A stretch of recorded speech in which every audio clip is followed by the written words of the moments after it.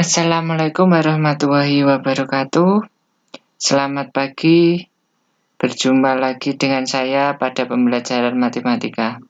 Pada kesempatan kali ini kita akan belajar mengenai jarak antara dua titik pada bidang kartesius. Perhatikan gambar di bawah ini. Yang pertama adalah merupakan gambar peta lokasi perkemahan. Kemudian yang kedua merupakan peta lokasi perumahan. Untuk tujuan pembelajaran, kali ini kita akan belajar untuk menentukan kedudukan suatu titik terhadap titik tertentu A, B dan menyelesaikan masalah kedudukan suatu titik terhadap titik tertentu A, B. Perhatikan gambar berikut ini. Di sini ada beberapa titik lokasi, yaitu pasar, masjid, pos polisi, rumah sakit, bank BRI, sekolah dalam koordinat kartesius.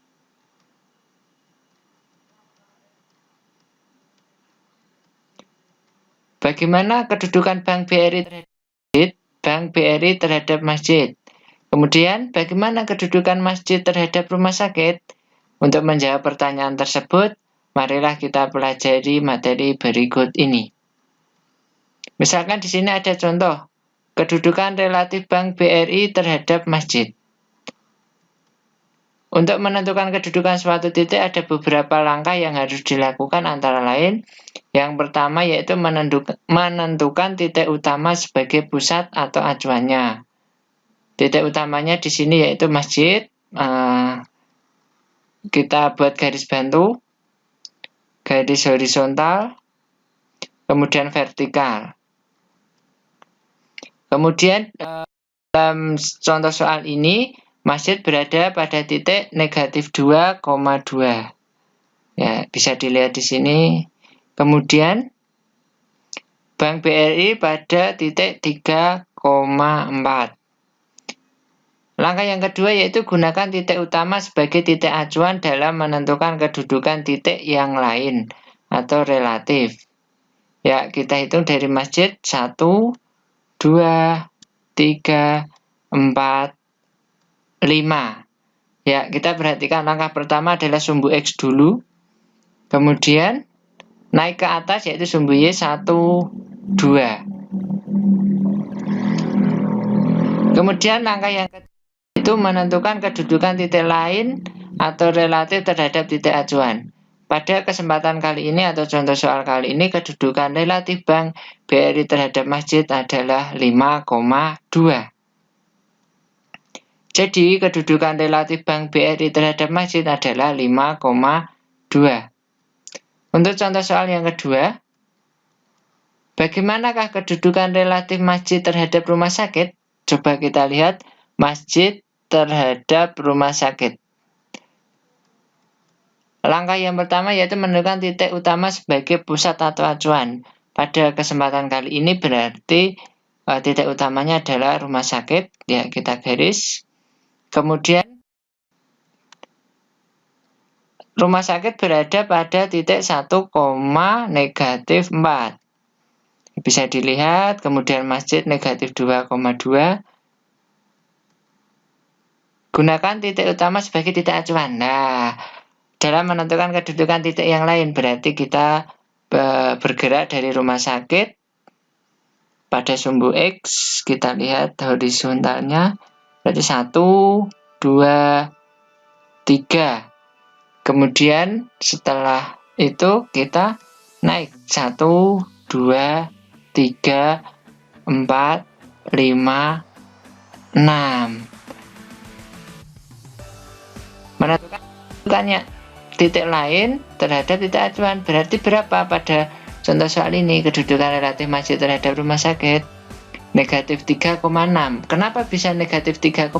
Ingat, pada pertemuan pertama bila bergeraknya ke kiri berarti negatif, atau selain ke kiri kalau hasilnya negatif itu juga ketika ke bawah. Untuk yang positif yaitu ke kanan atau ke atas. Ingat. Jadi, kedudukan relatif masjid terhadap rumah sakit adalah negatif 3,6. Kita mengasosiasi kedudukan relatif Bank BRI terhadap masjid dari contoh yang pertama tadi. Bisa dilihat Bank BRI berada pada koordinat berapa tadi? 3,4. Kemudian masjid berada pada koordinat negatif 2,2. Kedudukan relatif Bank BRI terhadap masjid yaitu negatif 2,2 sebagai acuannya. Ingat yang belakang terhadap masjid itu berarti sebagai titik acuannya. Tadi menghasilkan 5 satuan ke barat dan 2 satuan ke utara, yaitu 5,2. Jadi absisnya berapa? Di sini 5 didapat dari 3 kurangi negatif 2. Negatif ketemu negatif atau negatif kali negatif menghasilkan positif, yaitu 5 didapatkan dari 3 tambah 2. Kemudian untuk ordinatnya, ordinat itu sumbu Y yaitu 2 itu didapatkan dari 4 kurangi 2, hasilnya 2. Ya, selanjutnya untuk contoh yang kedua, kedudukan relatif masjid terhadap rumah sakit. Kedudukan relatif masjid terhadap rumah sakit tadi didapatkan hasil yaitu negatif 3,6.